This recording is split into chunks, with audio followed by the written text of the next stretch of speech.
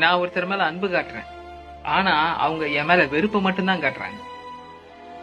அவையஞ்சு ஈர்த்துனார் செல்வம், பூத்தனின் பூவாமை நன்று. 4 பேருக்கு கொடுத்து உதவி செய்ய மனசில்லாத ஒரு மனுஷங்கிட்ட போய் உதவின்னு கேட்டா நம்ம அசிங்கப்பட்டு தான் நிற்போம்.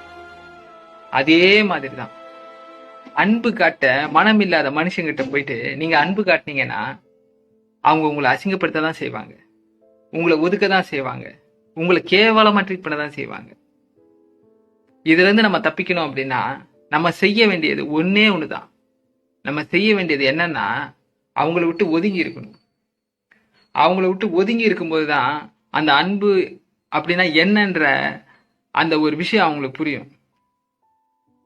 அப்படியே அவங்களுக்கு புரியலையா, பரவாயில்ல போட்டோம். நம்ம மேல யார் அன்பு காட்டுறாங்களோ அவங்க மேல நம்ம அன்பு காட்டுவோம்.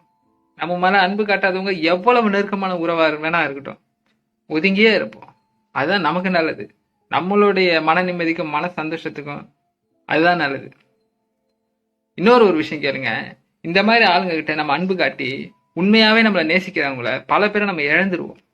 நம்ம குடும்பத்தை இழந்துருவோம், நல்ல நண்பர்களை இழந்துருவோம். அதனால இந்த மாதிரி மனுஷங்களை நம்பி ஏமாந்துடாதீங்க.